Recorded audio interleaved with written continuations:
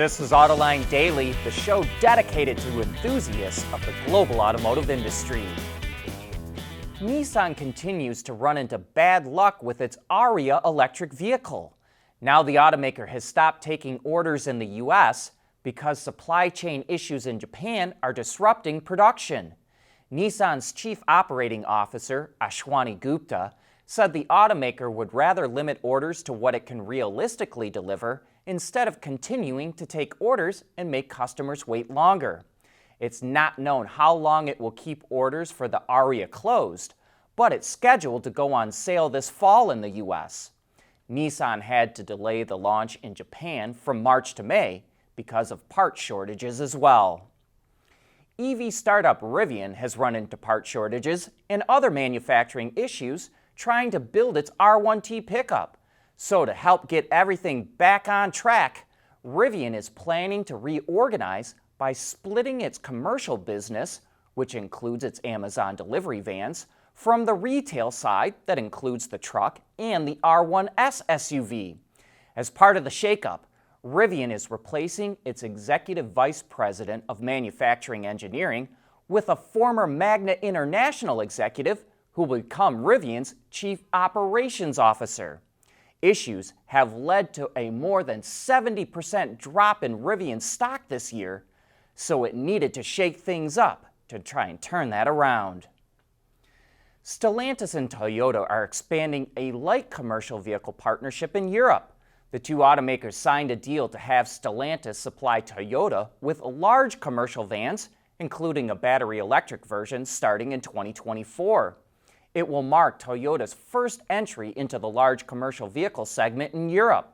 Stellantis has been building mid-size commercial vans for Toyota for the European market since 2012, which was followed by compact vans in 2019.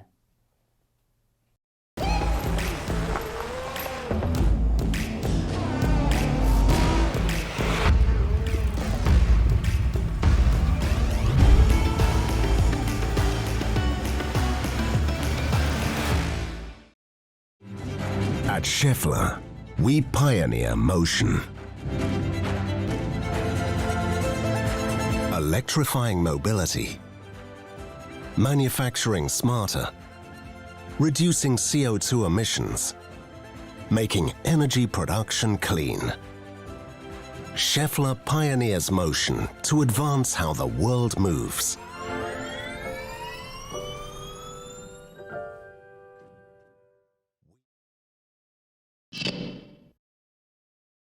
Here's the new Land Rover Defender 130 that was teased about 5 days ago.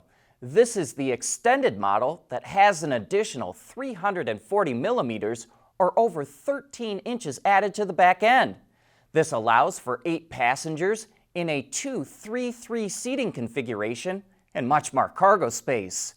Styling is pretty much the same as the 90 and 110 series models, but it does feature new color options both inside and out, a new larger 11.4-inch touchscreen, standard air suspension, and 20-inch wheels. There are 2 gas and 2 diesel engine options for the Defender 130, and all of them are 3-liter 6-cylinders, but with different power outputs. That power is sent to all 4 wheels via a ZF 8-speed automatic transmission. Pricing for the Defender 130 starts at just under £74,000 in the UK, which is roughly $93,000. And speaking of teasers making their debuts, here's the DeLorean Alpha, a new and electric take on the original DMC-12. Although we'd say there's only wisps of the original, like the louvered rear window or butterfly doors, which look massive and way more accommodating than the first version. But those big doors lead to an interior that's pretty Spartan and highlighted by 2 display screens, one that rises out of the center console and the other for driver information. The new DeLorean Motor Company says it's aiming for a 100-plus kilowatt-hour battery pack to provide over 300 miles of range and 0 to 60 in 2.9 seconds. That's an estimated 4.35 seconds to reach 88 miles per hour, just in case you were wondering. And while the Alpha is certainly a cool car, like any startup, it will be a struggle to start and maintain production. We want to know what drives your testing. OTA, connected car, diagnostics, remote testing. Intrepid Control Systems is here to help you work from anywhere. Intrepid Control Systems, driven by your data.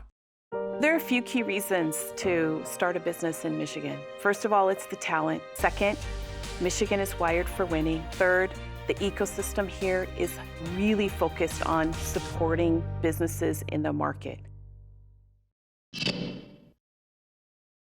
Automakers see huge potential for electric vehicles in the commercial market. Not only can they sell the vehicles, but they can also offer after-purchase services like fleet management and charging. And GM's fleet department is reportedly seeing a lot of interest in the commercial version of the Silverado EV. It has been able to secure 85,000 pre-orders from 370 companies, or 229 Silverado EVs for each of them. But GM has a long way to go before it reaches full EV production potential, so your guess is as good as mine as to when all those orders will be fulfilled. But any automaker that has quoted massive pre-orders is going to run into the same issue. Volvo is committed to becoming climate neutral by 2040, and that's why it's the first automaker to sign the Steel Zero initiative, which aims to increase demand for fossil-free steel and to help transition the steel industry to carbon neutrality.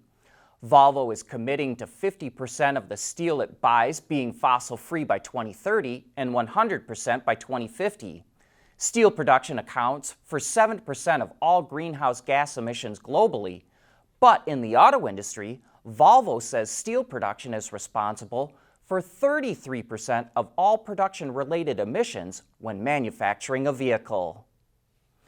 Toyota has signed an agreement to provide access to shopping in 2 areas of Japan that were hit by the 2011 earthquake and tsunami. As part of that agreement, Toyota will help establish a mobile retail business that will use hydrogen-powered fuel cell vans. The service kicks off on June 10th. That's it for today. Thank you for tuning in.